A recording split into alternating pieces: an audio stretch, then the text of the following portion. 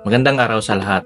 Narito na naman tayo sa isa namang kwentong kapupulutan ng aral tungkol sa ating kwento sa mga breeder ng Pilipinas dito sa ating munting channel. At bagong lahat, pasalamat muna ako para sa ating 4,000 subscriber na po sa ating channel. Salamat po sa inyong lahat para sa ating taus-pusong pagpasalamat. At narito na po ang ating kwento. Ang pangarap ni Lando mula sa kulungan hanggang sa entablado ng mga kampyon. Sa isang liblib na baryo sa Zamboanga, sa isang lugar na nilamon ng makapal na hamog tuwing umaga, may isang batang lalaki na tinatawag nilang Lando. Di tulad ng ibang bata na ang laro ay taguan o tumbang preso, si Lando ay lumaki kasama ang mga tila mahiwagang manok sa bakuran ng kanilang baryo. Mga manok na hindi lang basta inalagaan, kundi tinuturing na kayamanan. Wala silang sariling manok, hindi rin sila mayaman. Sa katunayan, ang bahay nila ay gawa lamang sa pinagtagpi-tagping yero at kahoy. Pero kahit ganon, hindi niya magawang iwasan ang paglapit sa bawat sabungero sa kanilang lugar. Tuwing may ensayo sa sabungan, nandun si Lando. Nakatingala, umahangang pinapanood ang matatanda habang pinapaikot ang manok sa lupa. Sinasalat ang kaliskis o kaya-kayang maranghang pinapalo ang pakpak.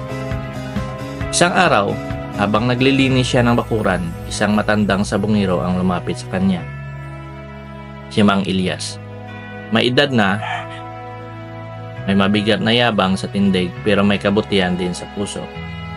Bata, wika niya habang may hawak na inahin. Gusto mo bang matutunan kung paano magpalain ng tunay na manok? Sa una, nahihiya si Lando. Pero nang makita niyang seryosong matanda, mabilis siyang tumango. Doon nagsimula ang kanyang hindi inaasahang paglalakbay. Hindi madaling maging tagapag-alaga ng manok. Hindi lang ito basta pagpapakain. Tinuro sa kanya ni Mang Elias kung paano bumasa ng palatandaan sa katawan ng manok.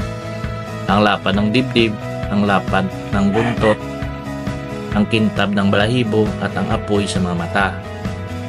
Tuwing madaling araw habang ang buong baryo ay tahimik, naglalakad na si Lando patungo sa bakuran ni Mang Elias. Bitbit ang maliit na balde ng tubig.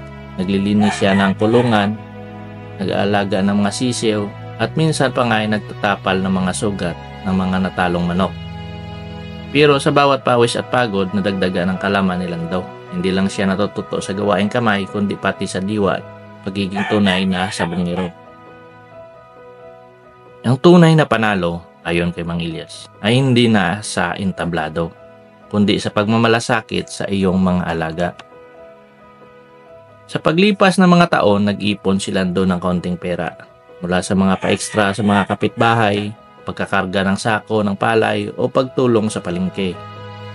Noong siya'y 14 na taong gulang, sa wakas nakabili siya ng kanyang unang sariling manok, isang batang inahin na kulay bulik. Matapang ang tindig at matalas ang tingin. Yan ang pagsisimula mo, sabi ni Mang Elias habang tinatapik ang balikat niya. Pinangalan niya itong Dayang. Gabi-gabi pagkatapos ng lahat ng gawain sa bahay, naglaan si Lando ng oras kay Dayang. Tila pa nag-uusap sila. Siya si Dayang at ang bituin sa malamlam na langit. Pinangarap niya na balang araw magpalay siya ng isang linya ng manok na magiging kilala hindi lang sa kanilang baryo kundi sa buong bansa. At hindi siya tumigil.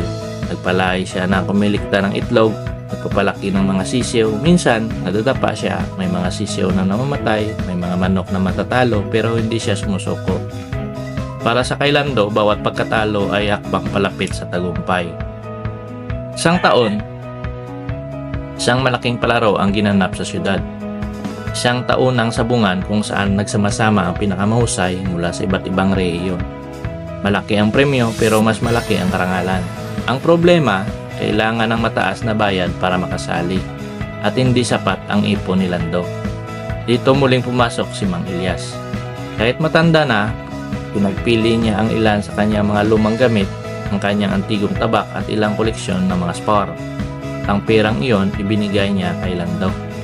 Isang pagkataon, bata, sabi ni Mang Elias. Isang pagkakataon para sa lahat ng pangarap mo. Dinala ni Lando si Asiro, ang pinakamagiting niyang stag bunga ng pagsama ni Dayang at isang Grey bloodline na pinakilala sa kanya ni Mang Elias.